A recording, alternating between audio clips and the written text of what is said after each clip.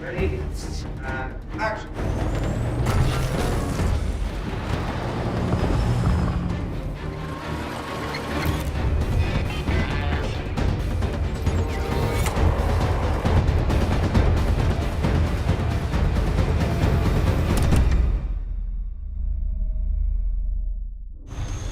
I like world creation. I think that's world building. It's really interesting, but the idea was making a family movie that has a dark, quirky edge to it. Warning. Shelter advised. Here we go! Miguel's vision is extremely sharp and not intimidated by tough themes, difficult shooting schedules, or incredibly complicated effects shots. The project originated with Miguel Sapochnik, the director, who had developed it with the writers Ivor Powell and Craig Luck. Craig had actually started it as a short story, and they partnered to write the script and brought it to Miguel. Miguel as a director is an incredible visionary because his visual style fit an epic movie so perfectly. When the movie begins, it's 10 years after this post-apocalyptic event, and we wanted to try and do something that was literally focused on the relationship between the characters. Finch is an engineer and a computer scientist and a developer of software. And as far as his part of the world, he's the only guy left.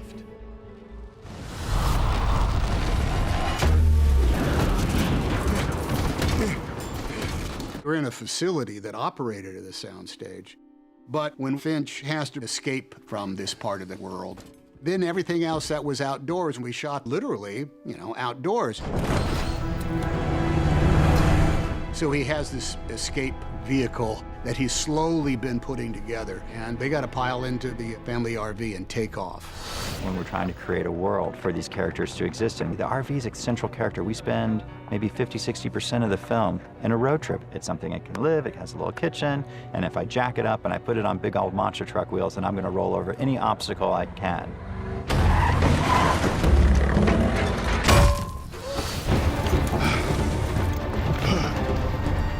We had fireman suits and hazmat suits and all different kinds of outdoor boots and gloves and helmets and goggles, and it was cool to see Tom think about what would Finch do with this stuff.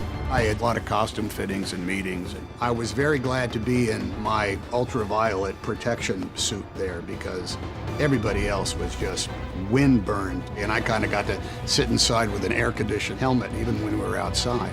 When Tom puts it on, it almost instantly feels iconic. Get your elbows off the table. Get your elbows off the table. Seamus, who is the acting dog that plays Goodyear, I mean, he's just an award winner as far as charm goes. Letting him do his own thing gets you far more interesting stuff, and then he also has these great eyebrows. So anytime he kind of raises his eyebrow in one direction, it feels like a really big thing.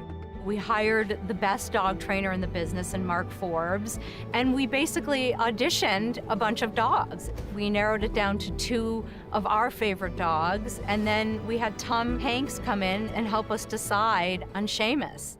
Seamus had verve. He carried with him a type of mysterious gravitas. The projection, I think, that comes along with a man, and his dog in this case, is that the audience begins to supply Seamus's dialogue. All right, you're next. Come here, dog breath.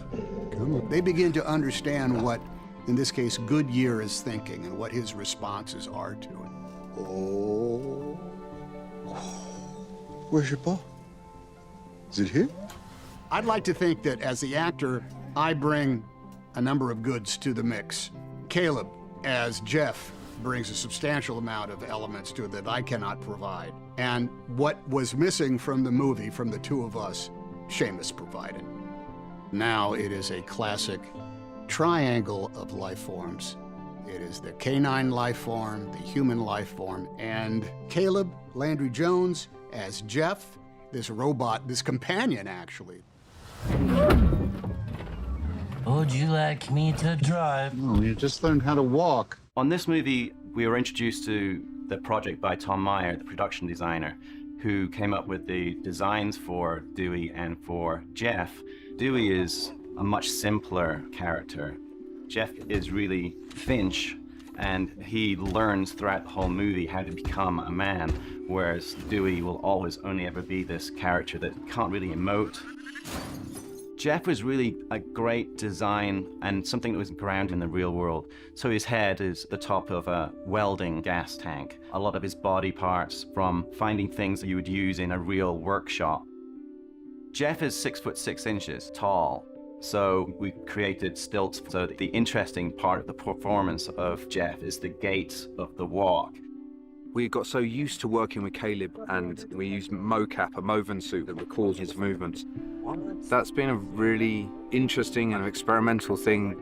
And one of the other things that Miguel told me when we were designing Jeff is can opener, right in his chest, right where his heart needs to be.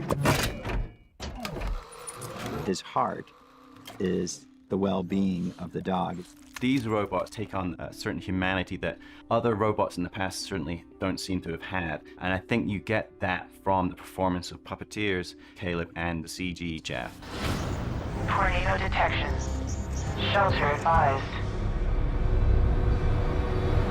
It was so windy that day that we had wind machines that lay unused because we had about a 50 to 60 mile an hour wind that was blowing all the sand.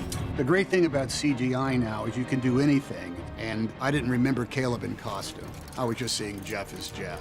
Get back in here! What we have to create with visual effects is the artificial intelligence robot based on Caleb's performance and kind of give the world a taste of the promise of what future technology is, but then have this really dark world that's very hard to survive in.